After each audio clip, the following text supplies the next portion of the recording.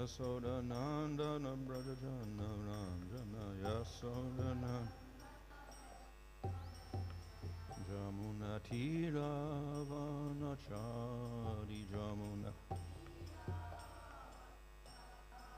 Jaya Radha Madhava Kunja Vihari Jaya Radha Madhava Kunja Vihari Hare Krishna Krishna Krishna Hare Hare Hare Rama Rama Rama Hare Hare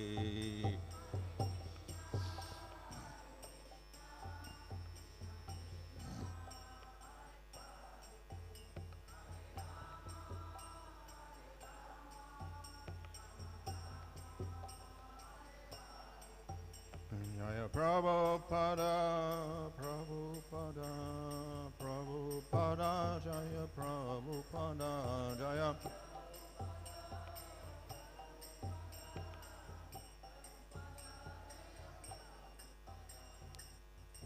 Jaya Vishnu Bhagavatam Rajakacharya, also the C-suite AC, Bhakti Vedanta Swami Srila Prabhupada Ki Jai, Namacharya Just Thakur Ki Jai. Prem Sagaho Sri Krishna Chaitanya Prabhu Nityananda Sri Advaita Gadadhar Shri Gaur Bhakta Vrinda Ki Jai Sri Radha Krishna Gopa Govida Shama Kunda Radha Kunda Giri Govardhan Ki Jai Sri Vrindavan Dham Ki Jai Navadvip Dham Ki Jai Gang Jamuna Tulsi Bhakti Devi Ki Jai Ananda Koti Vaishnava Vrinda Ki Jai Samavetta Bhakta Vrinda Ki Jai Go Premanandi. All glories to assembled devotees, all glories to assembled devotees, all glories to assembled devotees, all glories to Sri Guru and Sri Guranga, all glories to Srila Prabhupada. Om Namo Bhagavate Vasudevaya. Om Namo Bhagavate Vasudevaya. Om Namo Bhagavate Vasudevaya. Namo Om Vishnu Padaya Krishna Bhashtaya Bhutale Srimate Bhaktivedanta Swami Niti Namane Namaste Saraswata Deve Gauravani Prachadane Nirvashesha Shunyavadi Pasatadesha Tadane Sri Krishna Chaitanya Prabhu Nityananda Sri Advaita Gadadhar Shivasri Gaur Bhakta Vrinda Hare Krishna Krishna Krishna Hare Hare Hare Rama Rama Rama Hare Hare.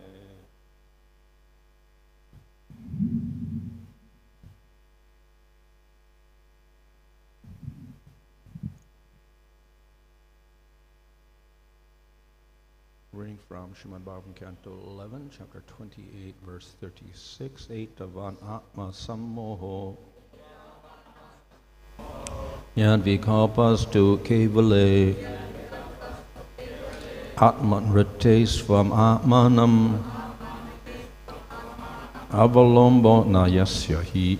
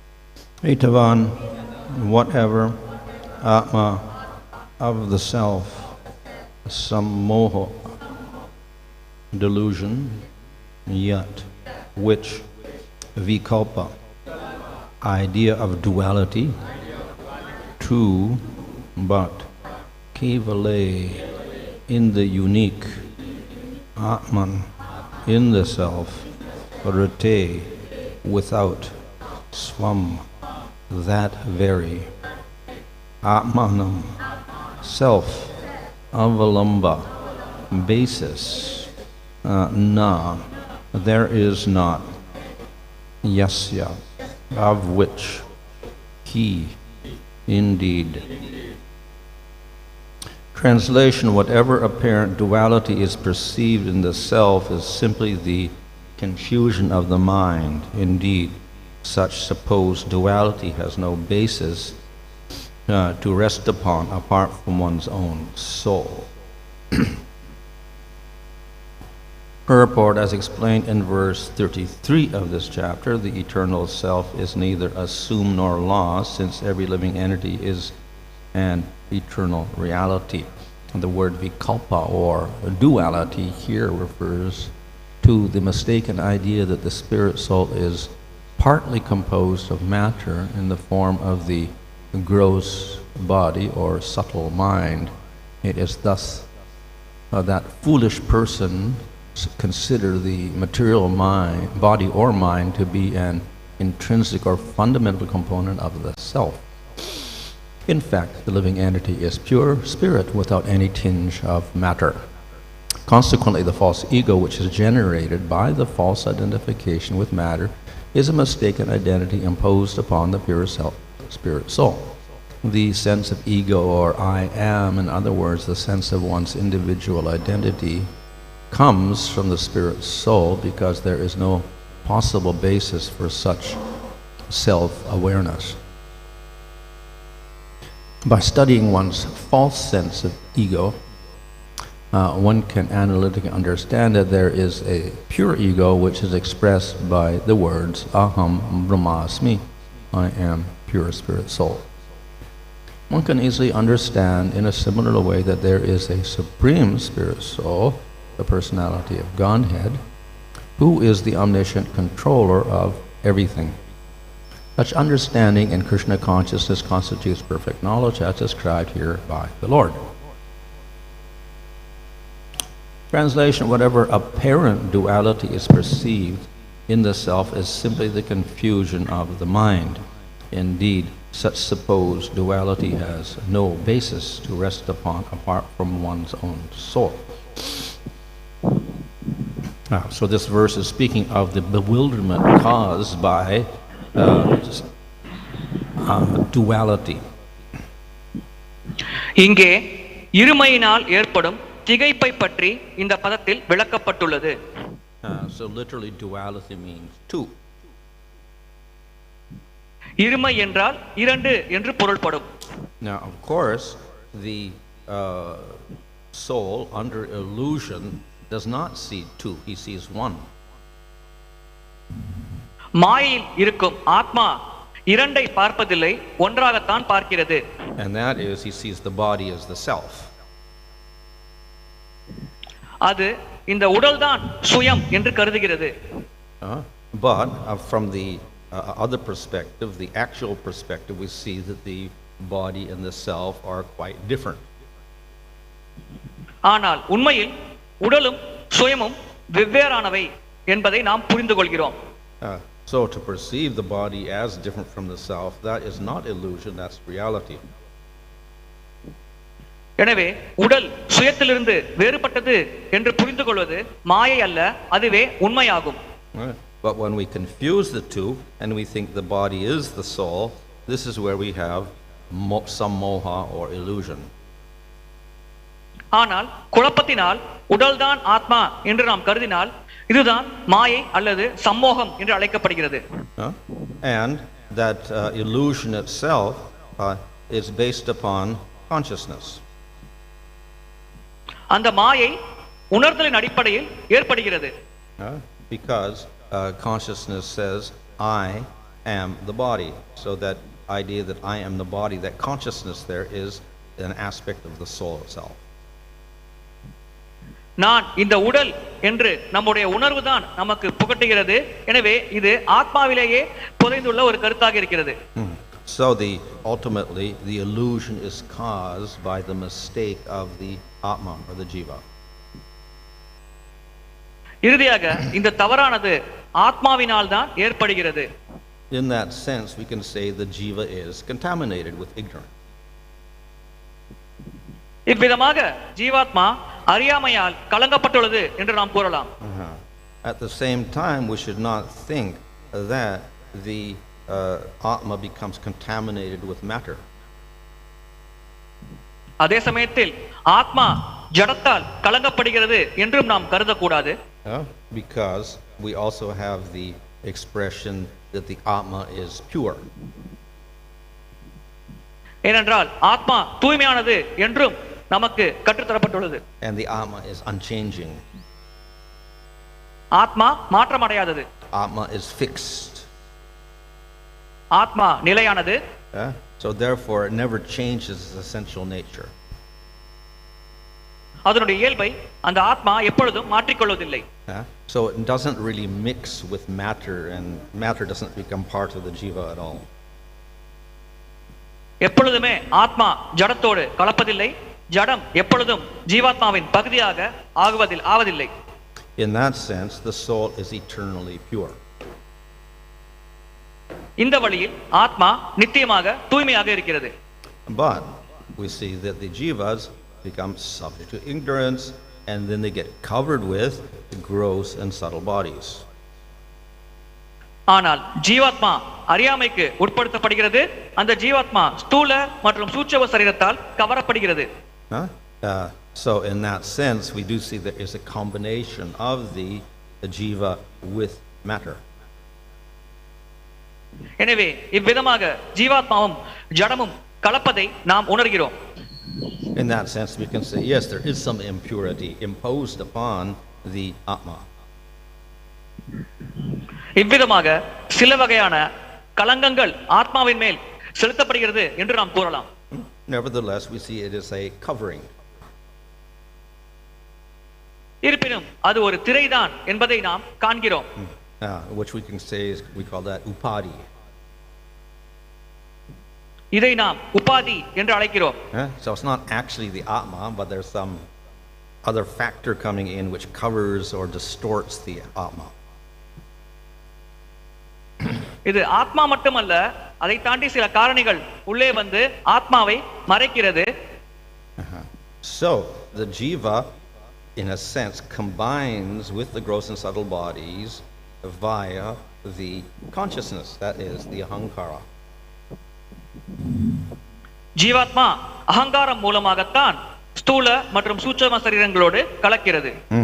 So the ahaṁkara itself is matter, but because of the consciousness, the sense of I exists. So that comes from the soul. அகங்காரம் ஜடத்தின் அங்கமாகும். ஆனால் உணர்வின் காரணமாகவே ஆத்மாவில் நான் என்ற ஒரு எண்ணம் வருகிறது. இது ஆத்மாவிலிருந்து எழுகிறது. But the idea I am the body, that is due to the ahaṁkara. நான் இந்த உடல் என்று நினைப்பது அகங்காரத்தினால் ஏற்படும் நினைவாகும். So it is the consciousness filtered through the ahaṁkara which gives rise to identity with our body. உணர்வு நிலை அகங்காரத்தோடு கலக்கும் பொழுதுதான் நான் இந்த சரீரம் என்ற ஒரு அடையாளத்தை ஆத்மா ஏற்கிறது. So in this way the consciousness becomes quite distorted. இவ்விதமாக அந்த உணர்வானது சிதைக்கப்படுகிறது. And everything in this world is affected by that ignorance due to the ahaṁkara. இந்த அகங்காரத்தினால் ஏற்படும் அறியாமை காரணமாகவே இந்த உலகத்தில் இருக்கும் அனைத்தும் பாதிக்கப்படுகிறது.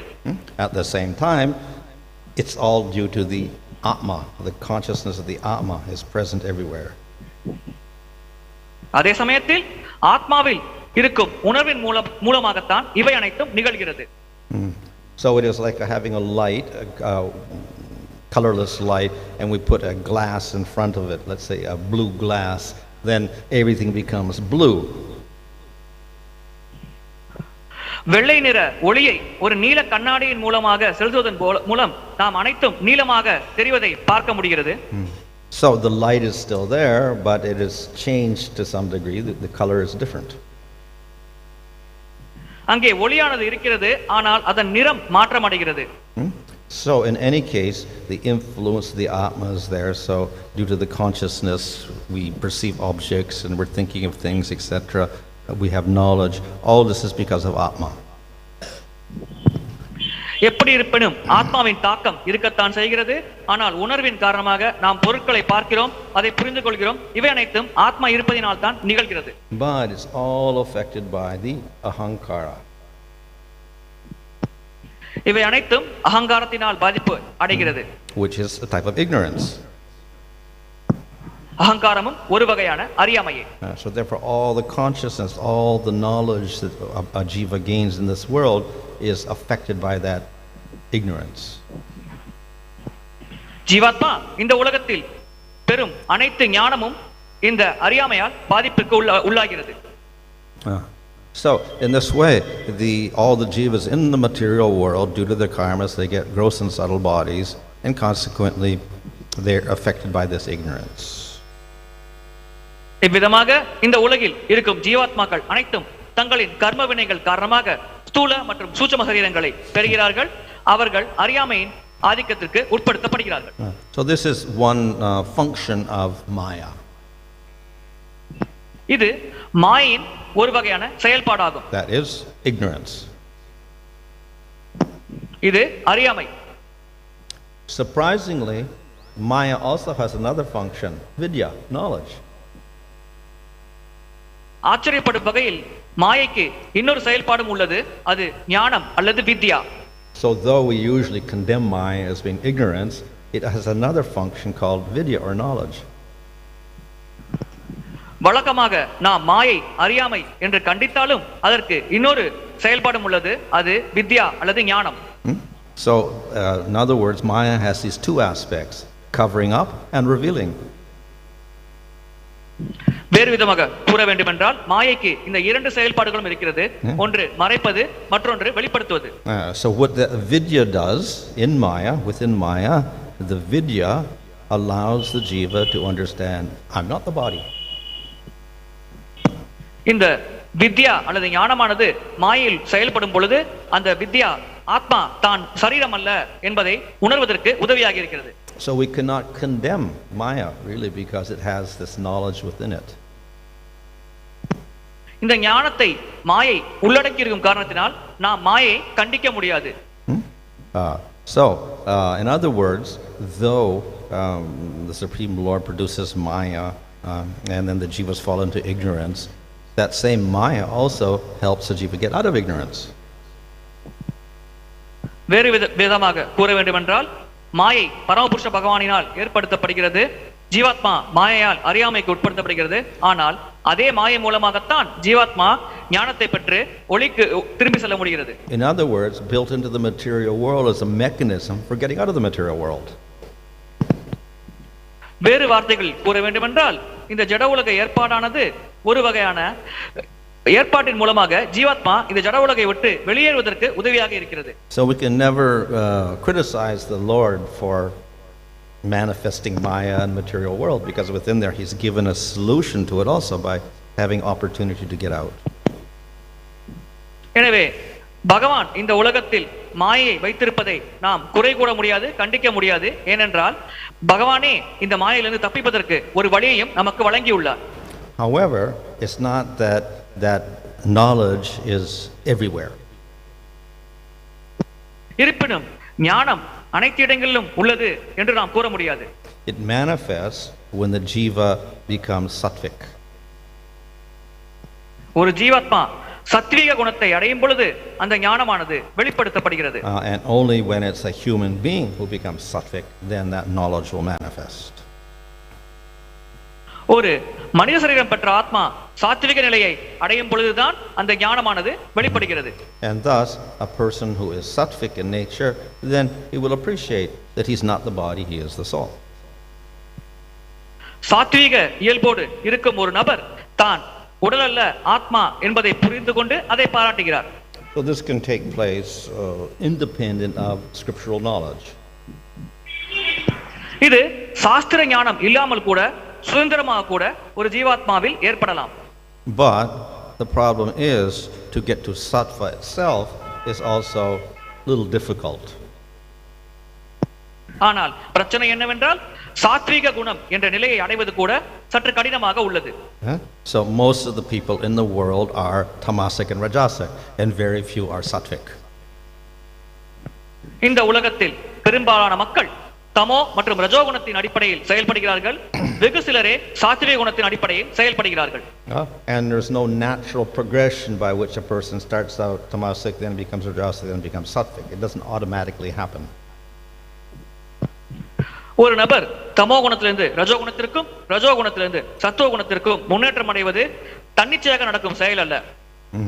The modes of nature are rather, they look random. Sometimes tamas is brahman, sometimes sattva, sometimes raja, like that. So it's not predictable.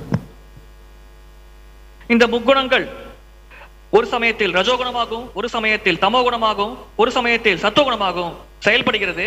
இதை யாராலும் கணித்து கூற முடியாது. So to help the jivas not leave it to chance to become sattvic, the Lord has devised the varnashram system and karma yoga to, we could say, give a organization by which gradually the jivas can become sattvic. எனவே தற்செயலாக ஒரு ஜீவாத்மா சாத்விக குணத்தை அடையும் ஒரு வாய்ப்பை விளக்குவதற்காகவே பகவான் நமக்கு சாஸ்திரங்களை வழங்கியுள்ளார். அதன் மூலமாக படிப்படியாக ஜீவாத்மாக்கள் சாத்விக குணம் என்ற நிலையை அடைய முடியும். And he does that by giving rules to people to follow. மக்களுக்கு விதிகளை வழங்குவதன் மூலமாக பகவான் இதை செயல்படுத்துகிறார். So the tamogun people follow their rules properly, gradually they get purified and they get to rajas. தமோகுணத்தில் உள்ள மக்கள் அவர்களுக்கென விதிக்கப்பட்ட விதிகளை கடைபிடிக்கும் பொழுது படிப்படியாக அவர்கள் தூய்மை அடைகிறார்கள். அதன் மூலம் அவர்கள் ரஜோகுணத்திற்கு உயர்வு பெறுகிறார்கள். And if the people in Rajagun follow the rules of Kshatriya, etc., then eventually they come to sattva. ரஜோகுணத்தில் உள்ள மக்கள் சாத்விக குணத்தின் விதிகளை கடைபிடிக்கும் பொழுது படிப்படியாக அவர்கள் சத்துவகுணம் என்ற நிலைக்கு உயர்கிறார்கள். So the sattvic people naturally are astika, so they will accept scripture.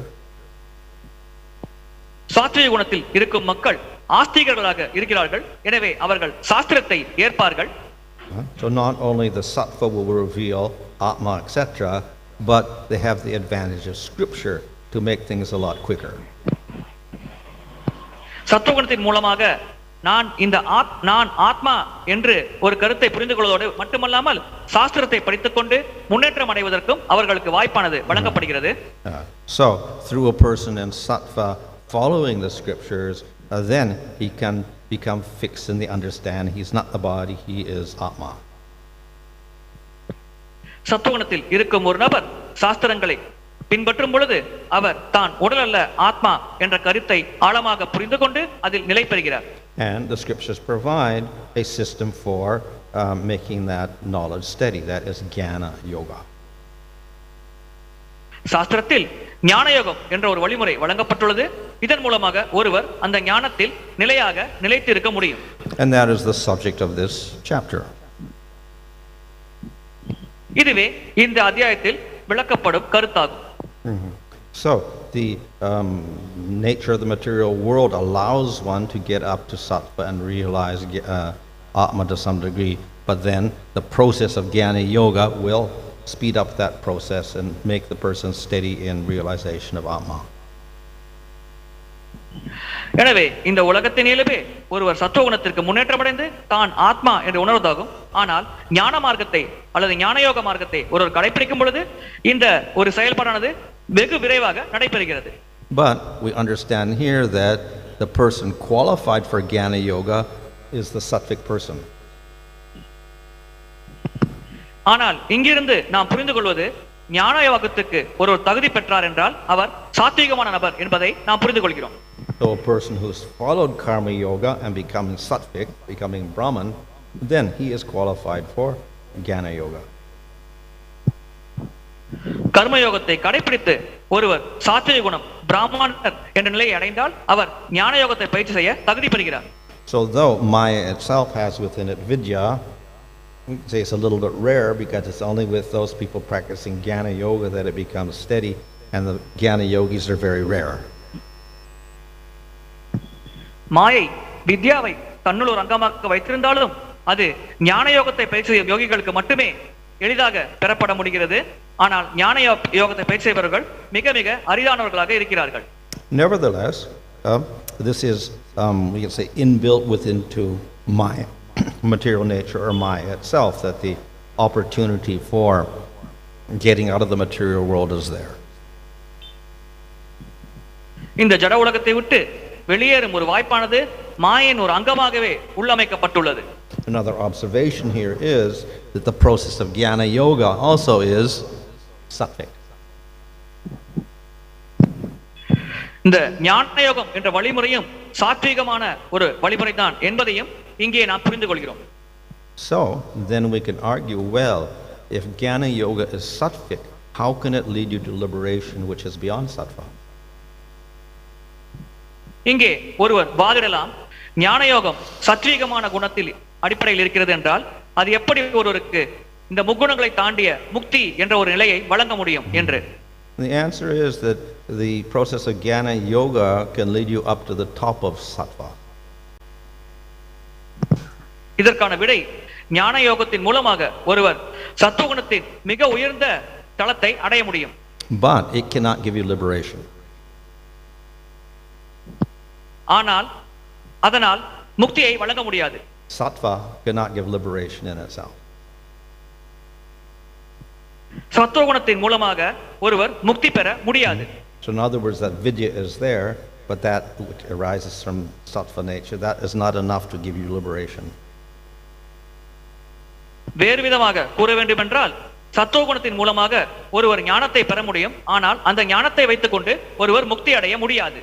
So the liberation can only come about by something beyond the gunas.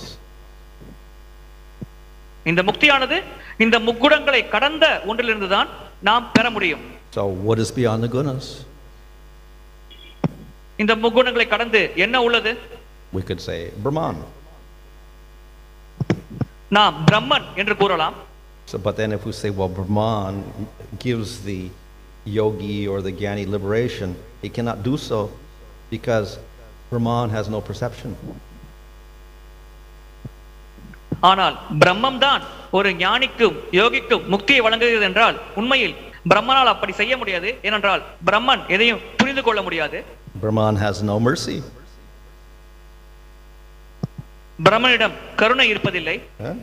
Brahman has no idea of another object. பிரம்மனிடம் வேறு ஒரு பொருளை பற்றிய எந்த ஒரு ஞானமும் இருப்பதில்லை.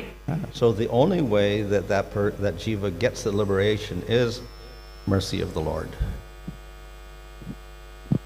எனவே ஒரு ஜீவாத்மா முக்தி அடைய அதற்கு இருக்கும் ஒரே வழி பகவானின் கருணை மட்டுமே. But we know in jnana the jnanis often offend the Lord. ஆனால் நமக்கு தெரிந்தவரை ஞான மார்க்கத்தில் பெரும்பாலான ஞானிகள் பகவானுக்கு அபராதம் இழைக்கிறார்கள். Say the Lord has no form, no qualities, no activities. பகவானுக்கு வடிவம் இல்லை, குணங்கள் இல்லை, செயல்கள் இல்லை என்று அவர்கள் கூறுகிறார்கள். So then the Lord will never be merciful to them. இதன் காரணமாக பகவான் எப்பொழுதுமே அவர்களிடம் கருணையை காட்டுவதில்லை. So they'll never get liberation. எனவே அவர்களுக்கு எப்பொழுதுமே முக்தி கிடைக்காது. So only the jnani who does not offend the Lord and worships the Lord gets the mercy of the Lord. எந்த ஒரு ஞானி பகவானுக்கு அபராதம் இழைக்காமல் பகவானை வழிபடுகிறாரோ அந்த ஞானியே பகவானின் கருணையை பெறுகிறார். And thus the jnani who really wants liberation must also worship the Lord without offense. எனவே முக்தியை விரும்பும் ஒரு ஞானி பகவானையும் அபராதமின்றி வழிபட வேண்டும். And then by that mercy the person gets liberation. பகவானின் கருணை மூலமாக அந்த நபருக்கு முக்தியானது வழங்கப்படுகிறது. So in this way, by jnana from sattva plus the mercy of the Lord through worship of the Lord, a person can get liberation from the world. எனவே சத்துவகுணத்திலிருந்து பெறும் ஞானத்தின் மூலமாகவும் பகவானின் கருணை மூலமாகவும் ஒருவர் பகவானிடமிருந்து முக்தியை பெற முடிகிறது. So Maya has a vidya aspect, but it cannot give liberation in itself. மாயிடம் வித்யா அல்லது ஞானம் என்ற ஒரு பண்பும் உள்ளது, ஆனால் மாயையால் முக்தியை வழங்க முடியாது. So we observe through this that only the mercy of the Lord gives liberation. இதிலிருந்து நாம் புரிந்து கொள்வது பகவானின் கருணை மூலமாகவே ஒருவரால் முக்தி அடைய முடியும். And mercy of the Lord comes through bhakti. ஒருவன் பகவானின் கருணையை பெற பக்தி மார்க்கத்தை கடைபிடிக்க வேண்டும். So why do we have to do jnana at all? Just do bhakti, we get liberation. எனவே நாம் ஏன் ஞான மார்க்கத்தை பின்பற்ற வேண்டும்? பக்தி செய்தாலே போதும், நமக்கு முக்தியானது எளிதாக கிடைக்கும். And the answer is yes. So we'll find so many statements in Bhagavad Gita, Bhagavatam and other scriptures that say that by doing bhakti you get liberation. இது உண்மைதான் என்பதை பகவத்கீதை படிக்கும் பொழுது நம்மால் புரிந்து கொள்ள முடிகிறது. பல இடங்களில் பக்தியின் மூலமாக ஒருவர் எளிதாக முக்தி பெறுகிறார் என்பதை பகவத்கீதையில் உறுதி செய்யப்பட்டுள்ளது. So the advantage of bhakti is you don't have to be qualified by sattva. பக்தியின் ஒரு சாதகமான விஷயம் என்னவென்றால் பக்தியை செய்ய ஒருவர் சத்துவகுணம் என்ற ஒரு தகுதியை பெற்றிருக்க வேண்டிய அவசியமில்லை. And thus a person in any guna can practice bhakti and he can get liberation. எந்த குணத்தில் இருக்கும் ஒரு நபரும் பக்தியை பயிற்சி செய்து முக்தியை அடையலாம். So therefore bhakti is a much easier and quicker way to get liberation than jnana. எனவே பக்தி மார்க்கம் ஞான மார்க்கத்தை விட வெகு எளிமையாக வெகு விரைவாக நமக்கு பலனை அளிக்கிறது. So bhakti or pure bhakti is nirguna, it is beyond the gunas. பக்தி அல்லது தூய பக்தி நிர்குணம் அல்லது முக்குணங்களுக்கு அப்பாற்பட்ட நிலையில் உள்ளது. And very easily the Lord can award liberation. பகவான் வெகு எளிதாக ஒருவருக்கு முக்தியை வழங்க முடியும். So therefore not necessary to practice jnana to get liberation, we can just do bhakti. எனவே முக்தி பெற ஒருவர் ஞான மார்க்கத்தை கடைபிடிக்க வேண்டிய அவசியமில்லை, பக்தி செய்தாலே போதும். In fact, just by namabhas, even accidental chanting of the name, you can get liberation. ஒருவர் நாம அபாஸ் என்ற நிலையில் தற்செயலாக புனித நாமத்தை உச்சரித்தால் கூட அவருக்கு முக்தியானது எளிதாக கிடைக்கிறது. So that sounds a little bit astonishing. இது கேட்பதற்கு ஆச்சரியப்படும் வகையில் உள்ளது. So when Haridas Thakur quoted a verse that says just by namabhas you can get liberation, and then one brahmana said, "Oh, that's ridiculous. How can that be?"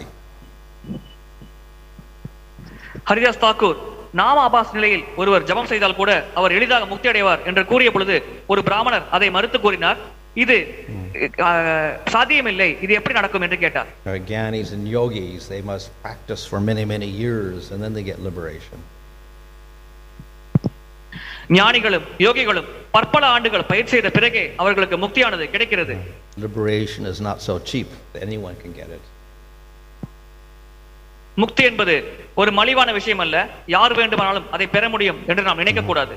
So then he was offending Haridas Thakur, says, if the statement is true, let my nose fall off.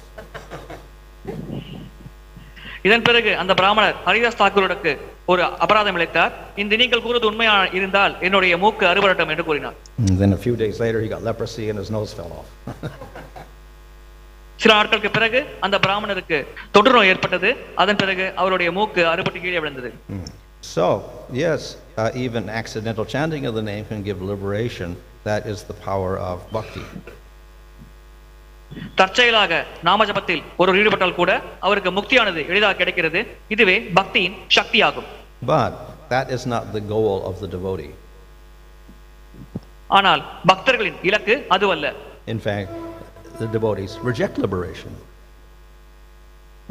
உண்மையில் பக்தர்கள் முக்தியை நிராகரிக்கிறார்கள். So the devotees aspire for prema. பக்தர்கள் பிரேமை என்ற இலக்கை அடைய ஆசைப்படுகிறார்கள். And that prema is much rarer than liberation. அந்த பிரேமை முக்தியை விட மிக மிக உயர்ந்த நிலையில் உள்ளது. So we don't get prema by namabhas. நாம் நாம அபாஸ் என்ற நிலையில் நாம ஜபம் செய்வதன் மூலமாக பிரேமையை அடைய முடியாது. But on the path to prema, automatically the devotee becomes liberated from the material world. ஆனால் பிரேமை என்ற இலக்கை அடையும் மார்க்கத்தில் ஒருவர் பயணம் செய்யும் பொழுது பக்தர் தன்னிச்சையாகவே முக்தியை அடைகிறார். So the lesson we learn from this, that the process of bhakti yoga is the way of achieving the results of jnana, but the devotee actually is not interested in that, and it's a very secondary result of his practice of bhakti. இதிலிருந்து நாம் புரிந்து கொள்ள வேண்டியது, பக்தி யோகத்தை பிடிப்பதன் மூலமாகவே ஒரு ஞான மார்க்கத்தில் அடையப்படும் அனைத்து பலன்களையும் எளிதாக அடைய முடியும். ஆனால் பக்தர் இது போன்ற விஷயத்தில் ஆர்வம் கொள்வதில்லை. பக்தரை பொறுத்தவரை இது அவருக்கு இரண்டாம் பட்ச விளைவாகும். So all of the illusion ceases through the practice of bhakti itself, without the assistance of jnana. ஒருவரிடம் இருக்கும் அறியாமை, மாயை அனைத்தும் பக்தியின் மூலமாகவே அளிக்கப்படுகிறது. இதில் ஞானத்தின் உதவியானது தேவையில்லை. Hare Krishna.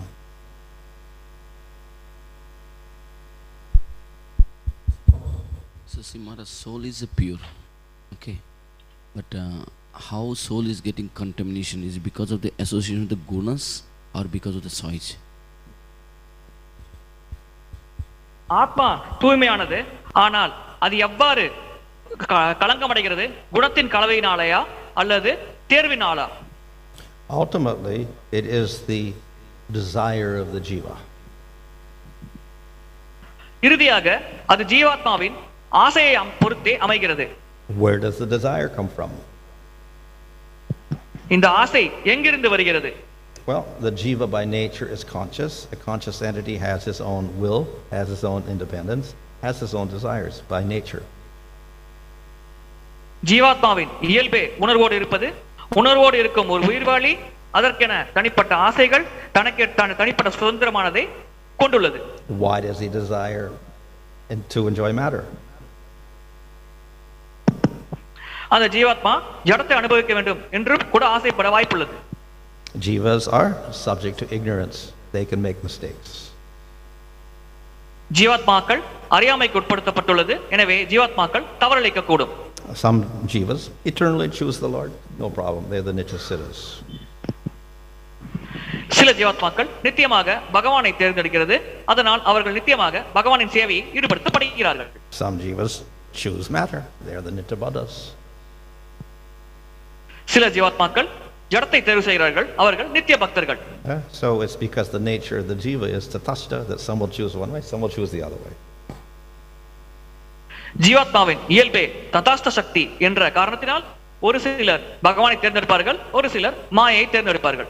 So once the jiva chooses to enjoy with independently, then he gets association of gunas, association with the bodies, ahaṁkara, etc. All that comes as a result of his desire to enjoy independently.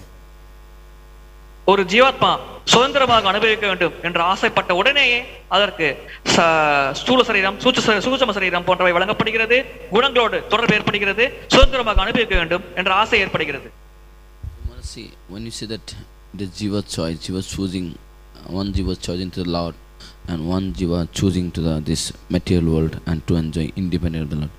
But when that we say the choice, definitely there is some kind of experience that jiva had then before that. Okay, I like that.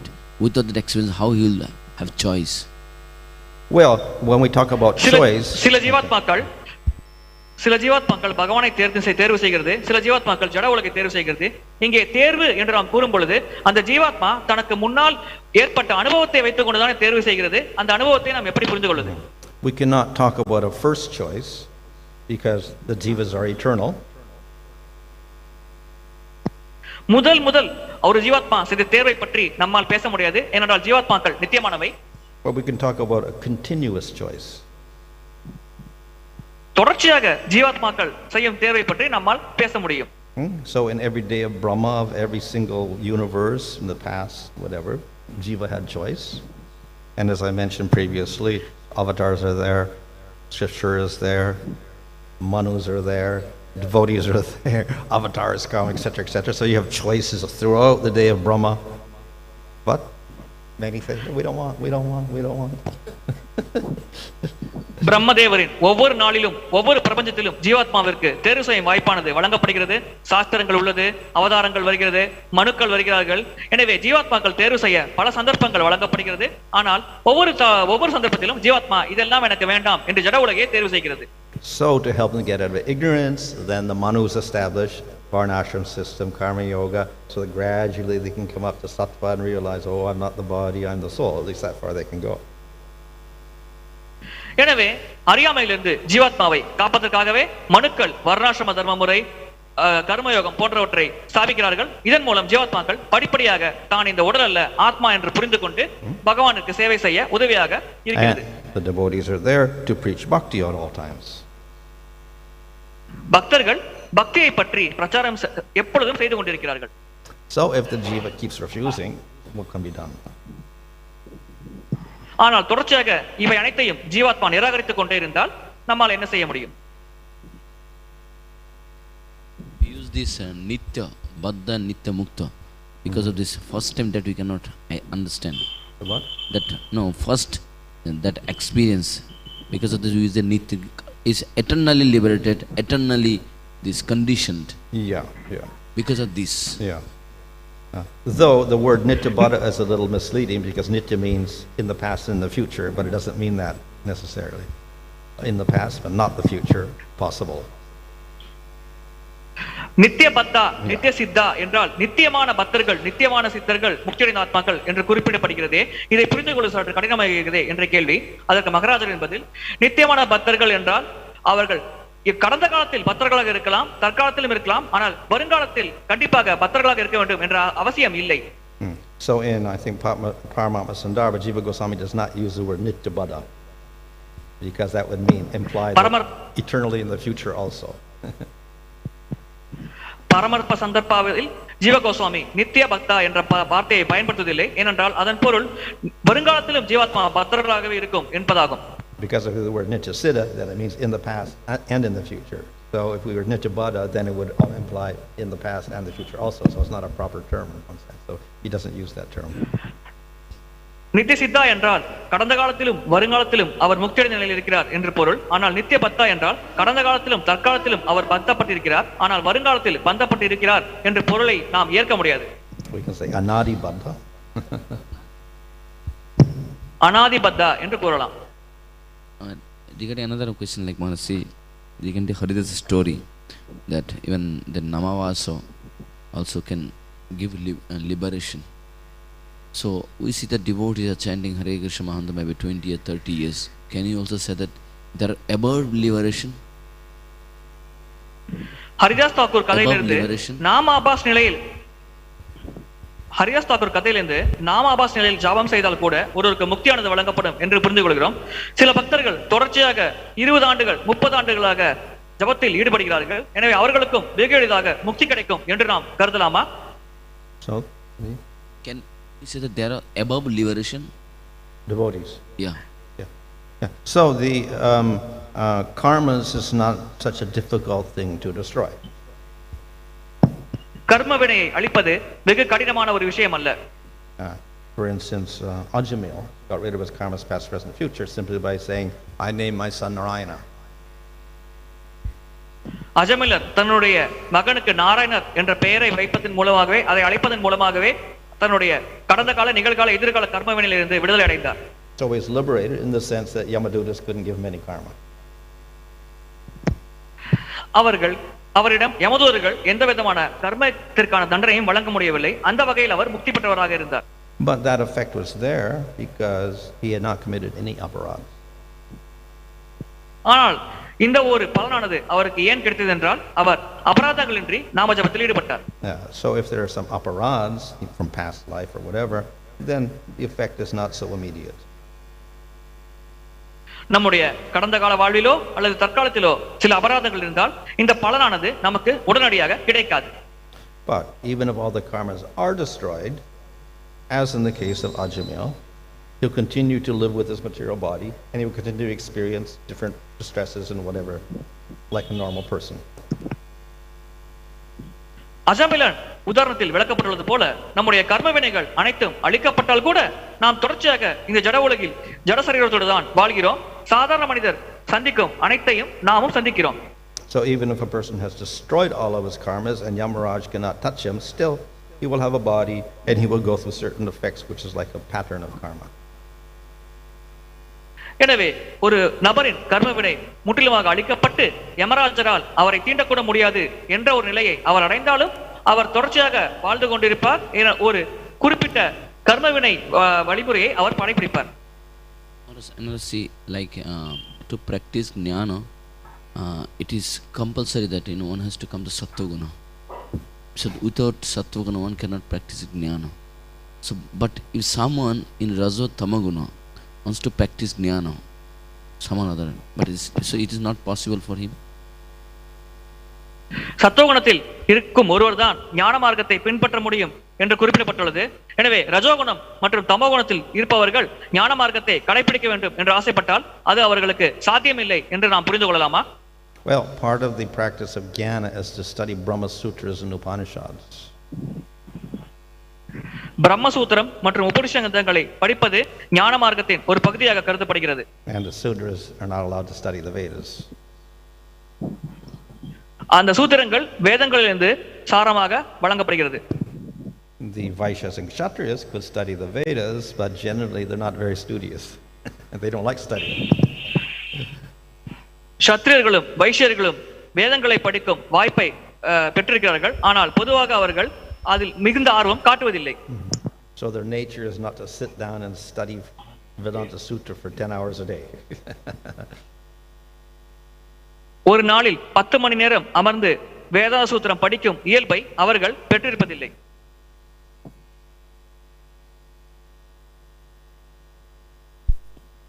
Maharaj, you mentioned that one can reach Satogun even without scriptures. Can you explain with an example how is that possible? சத்துவகுணத்தை ஒருவர் சாஸ்திரங்களின் உதவி இல்லாமலே அடைய முடியும் என்று நீங்கள் கூறினீர்கள். இதை ஒரு உதாரணத்தோடு விளக்க முடியுமா? Well, it is possible in the sense that if you were to reach it by some way or other, let's say you lived in a society which was sattvic by nature or something, not necessarily following varnashram, but they were sattvic. People were not violent, not eating meat, etc., whatever. Then naturally people would be sattvic. But இது எப்பொழுது சாத்தியம் என்றால், நீங்கள் ஒரு சத்வீக குணம் நிறைந்த சமுதாயத்தில் சத்வீகமான மக்களோடு வாழும் சந்தர்ப்பத்தை பெற்றால், அந்த இடத்தில் மக்கள் யாரும் மாமிசம் உண்ணாமல் சாத்வீக குணத்தோடு இருந்தால் அந்த வகையில் இது சாத்தியமாகிறது. And thus we'll find in various parts of the world where they're not following varnashram system, there may be sattvic people there. இதன் காரணமாக உலகத்தின் பல பகுதிகளில் அவர்கள் வர்ணாசிரம முறையை கடைபிடிக்காவிட்டாலும் கூட மக்கள் சாத்வீக குணத்தில் இருப்பதை நம்மால் பார்க்க முடிகிறது. Of course it's small, but nevertheless there is a few sattvic people within any society. இவர்களின் எண்ணிக்கை மிக மிக குறைவுதான். இருப்பினும் எந்த ஒரு சமுதாயத்திலும் ஒரு குறிப்பிட்ட எண்ணிக்கையுடைய மக்கள் சத்துவ குணத்தில் இருக்கிறார்கள். And you'll see that reflected in society, will be reflected in religions. Religions will have a rajasic level, they'll have a sattvic level, tamasic level. இது சமுதாயம் மற்றும் மதங்களில் கூட பிரதிபலிப்பதை பார்க்க முடிகிறது. சில மதங்கள் தமோ குணத்தில் இருக்கிறது, சில மதங்கள் ரஜோ குணத்தில் இருக்கிறது, சில மதங்கள் சாத்வீக குணத்தில் இருக்கிறது. But it is more methodically established if we have a varnashram system where the rules are laid out systematically for people in different gunas. ஆனால் வர்ணாசிரம முறையை ஒழுங்காக கடைபிடித்து அதன் விதிகளை பின்பற்றும் பொழுது இது ஒரு ஒழுங்குமுறையோடு ஸ்தாபிக்கப்படுகிறது. Maharaj, you were explaining that how Nitya Baddha is not a very accurate word. So in 15th chapter Bhagavad Gita in 16th verse, Kṛṣṇa uses the word Shara. He explains that there are two types of living entities. Shara. So he uses the word Shara, which Prabhupada translates as fallible. So how does that word communicate the actual sense? When we say Nitya Baddha, at least he has been bound till now. So how do we understand that word Shara with? நித்தியபத்தா என்ற வார்த்தை சரியான வார்த்தையில்லை என்று நீங்கள் கூறினீர்கள். பகவத்கீதை 15வது அத்தியாயம் 16வது ஸ்லோகத்தில் பகவான் ஷரா என்ற வார்த்தையை பயன்படுத்துகிறார். எனவே அந்த வார்த்தையை பயன்படுத்துவது எந்த அளவுக்கு சரியானது? பிரபுபாதர் இதை பற்றி விளக்கம் தந்துள்ளாரே, இதை பற்றி நீங்கள் சற்று விளக்கமாக கூற முடியுமா? So that word has no specific indication of time in it. அந்த வார்த்தையில் காலத்தை பற்றிய எந்த குறிப்பும் இல்லை. Whereas the word nitya definitely has a time aspect in it. Nithya என்ற வார்த்தையில் காலம் என்பது ஒரு அங்கமாக இருக்கிறது. And the usual meaning nitya means no beginning, no end. வழக்கமாக நித்தியம் என்றால் ஆரம்பம் மற்றும் முடிவு இல்லாதது என்று பொருள்படும்.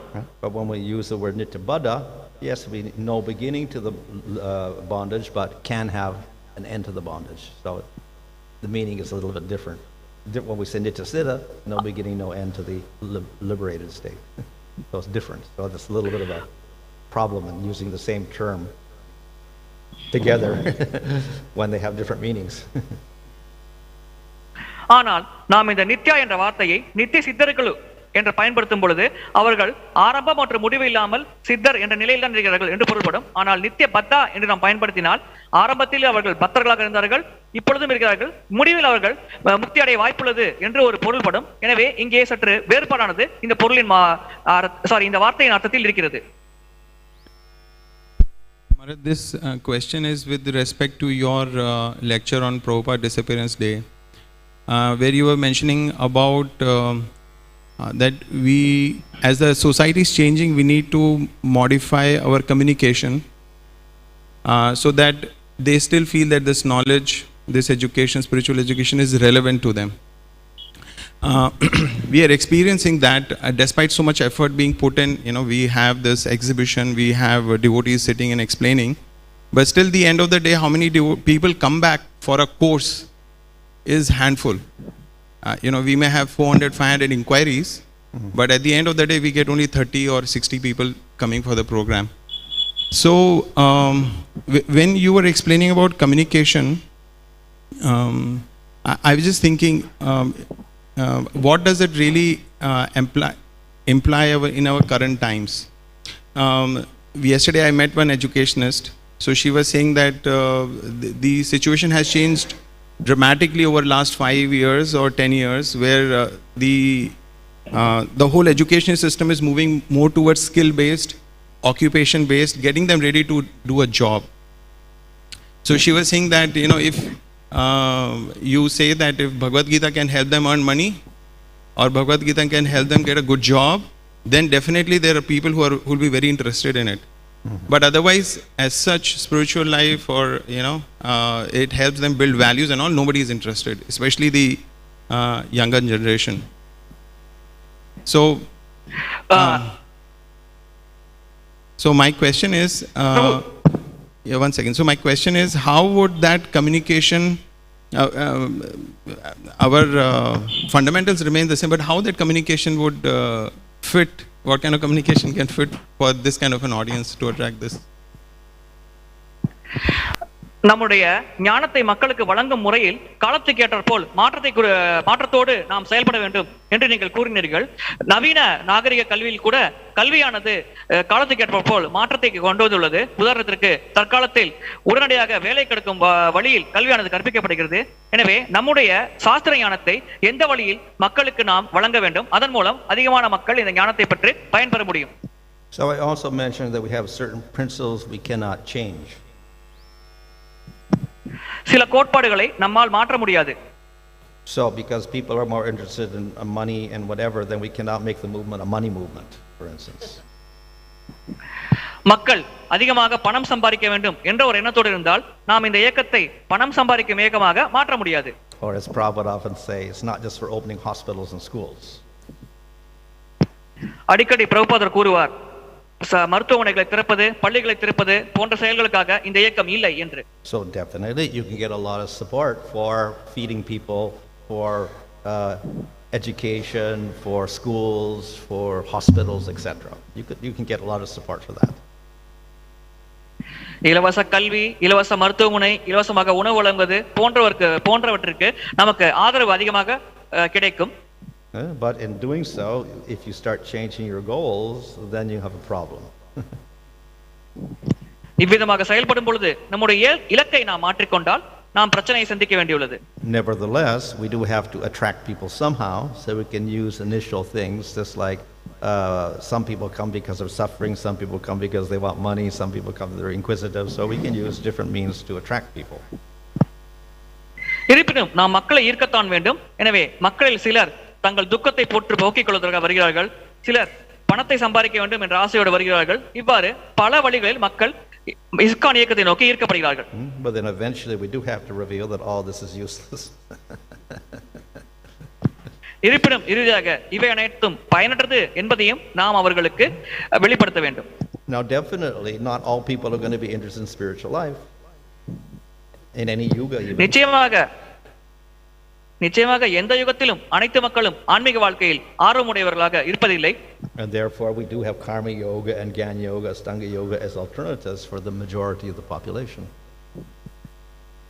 எனவேதான் கர்மயோகம், ஞான யோகம், அஷ்டாங்க யோகம் போன்ற மாற்று வழிகளை பெரும்பாலான மக்களுக்காக நாம் வழங்கியுள்ளோம்.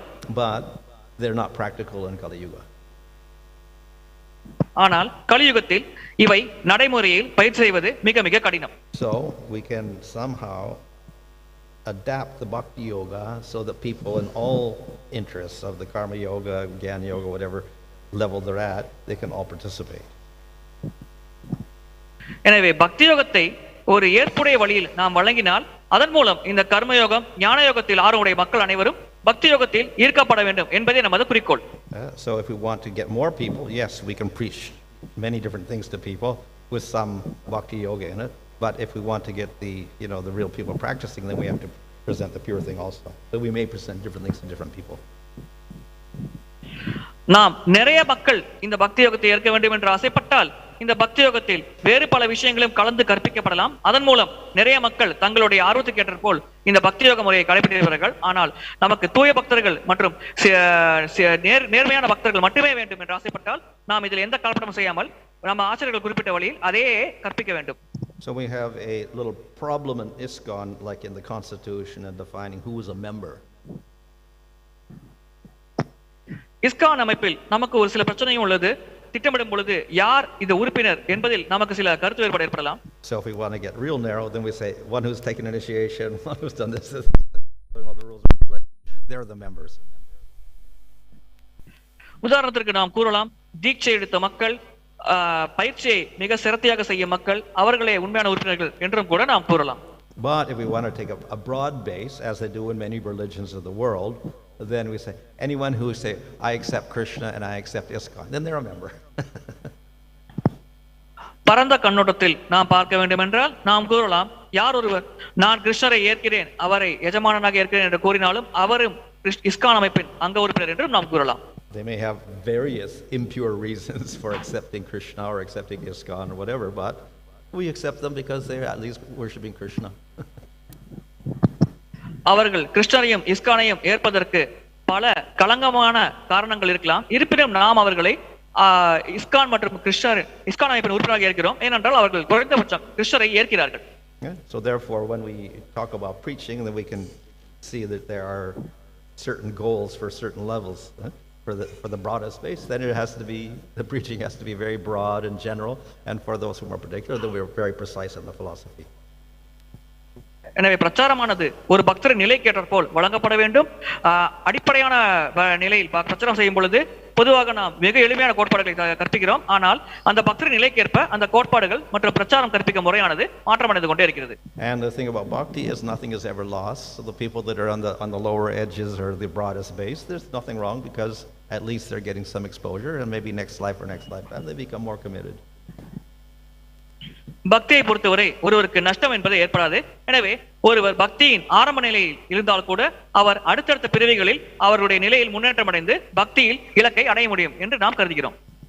So maybe on the lowest level, if they chant Hare Krishna once a year and they take prasadam once a year, that's the goal of their life. Once a year they can do that. Well, okay, fine, that's good for them.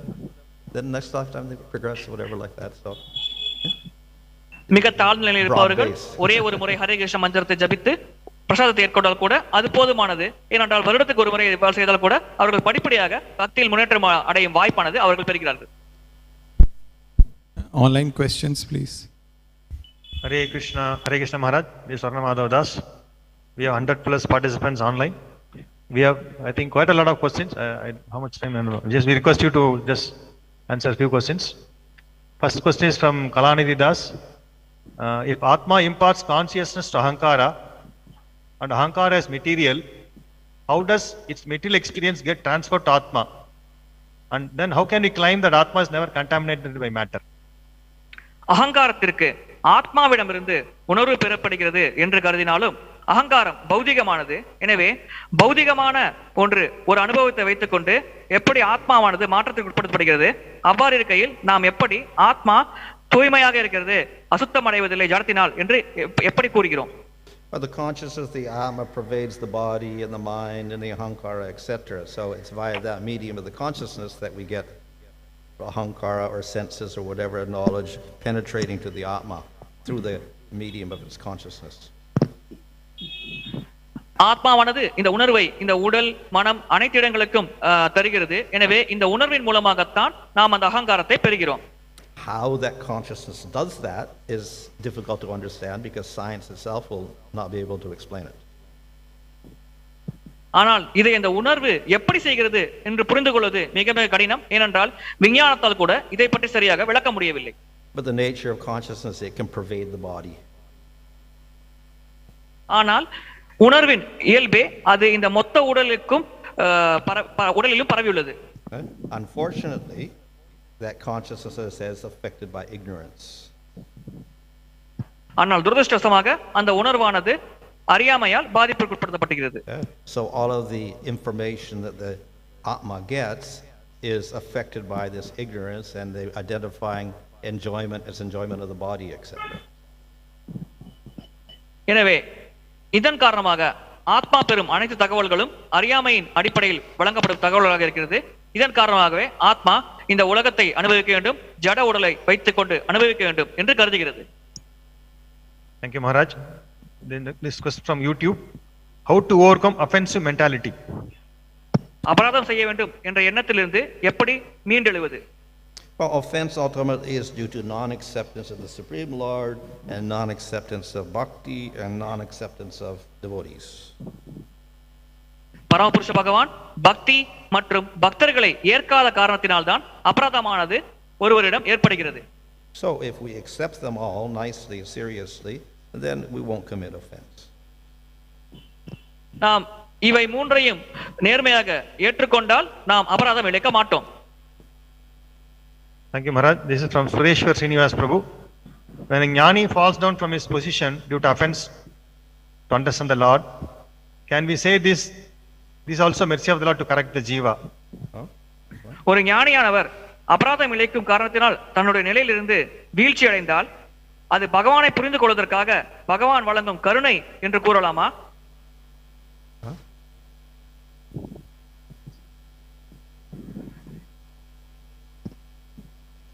Maharaj, the question is, when jnani falls down from his position due to offense while understanding the Lord, can we say this is the mercy of the Lord to correct the jiva?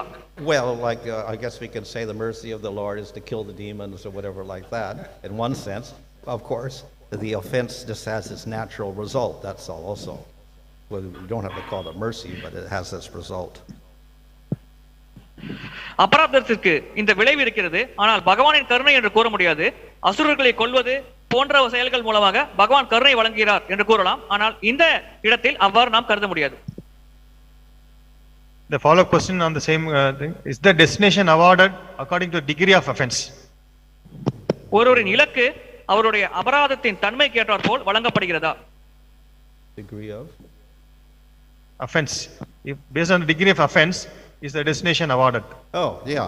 If you get less serious offense, maybe there's just a little bit of slowdown in the bhakti or whatever. If it's a great offense, then the bhakti can be completely destroyed. நாம் சிறிய அபராதம் செய்தால் பக்தியில் நாம் தற்காலிகமான பின்னடைவை அடைகிறோம் அல்லது முன்னேற்றம் அடைவது தாமதமாக ஏற்படுகிறது. ஆனால் பெரிய அபராதங்களை இழைத்தால் நம் பக்தியை அழிந்து விடுகிறது.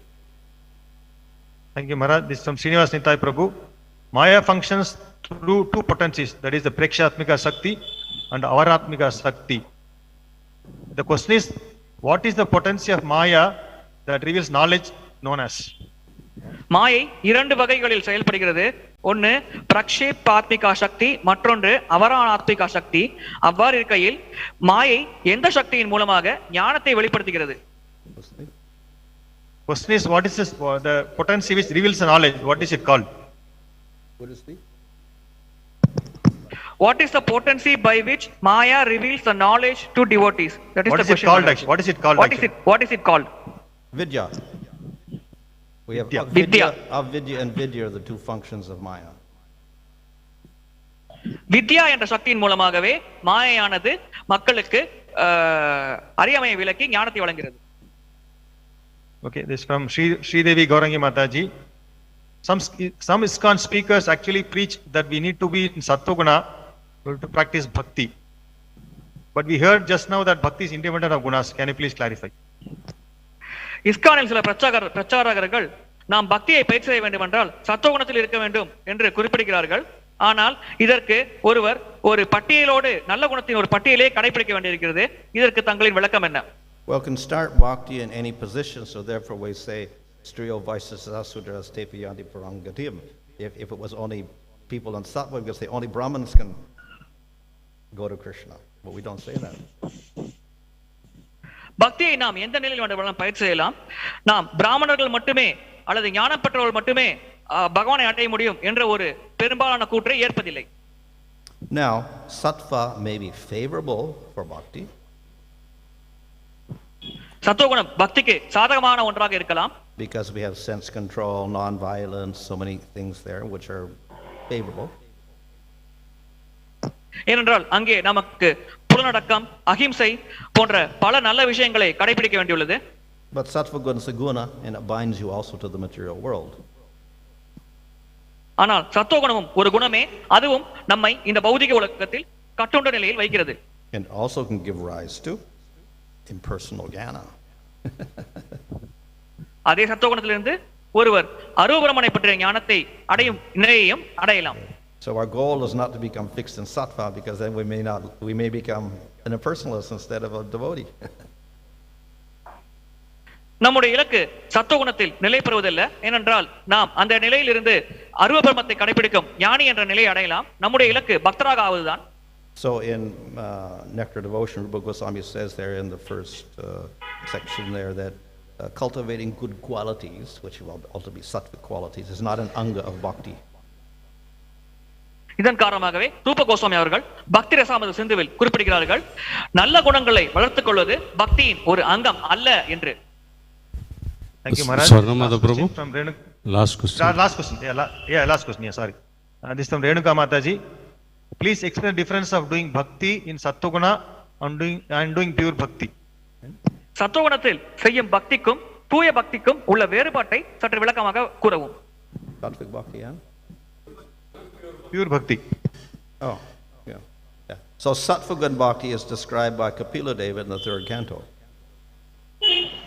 சத்துவகுண பக்தியை பற்றி கபில தேவர் 3வது ஸ்கந்தத்தில் விளக்குகிறார். Yeah. So it may have this mixture of sattva gun qualities, including impersonal mixture, like jnana misra bhakti in it. அந்த பக்தி கலப்பட பக்தியாக இருக்கலாம். சத்துவ குணங்கள் கலந்து ஞான மிக்ஸ்ட பக்தியை ஒருவர் கடைபிடிக்கலாம். Whereas the rajagun bhakti may desire to go to svargaloka or something like that. ரஜோகுண பக்தியை கடைபிடிக்கும் பொழுது ஒருவர் சொர்க்கலோகத்தை அடைய ஆசைப்படலாம். So nirguna bhakti or pure bhakti has a desire only to please the Supreme Lord. நிர்குண பக்தி அல்லது தூய பக்தியில் ஒருவர் பெற்றிருக்கும் ஒரே ஆசை பகவானிற்கு சேவை செய்ய வேண்டும் என்பதுதான். So no desire for liberation, no desire for svargaloka. அந்த நிலையில் ஒருவருக்கு முக்தி அடைய வேண்டும் என்றோ சொர்க்கலோகத்தை அடைய வேண்டும் என்றோ ஆசை இருப்பதில்லை. Thank you, Maharaj. No more questions. Thank you so much. Hare Krishna.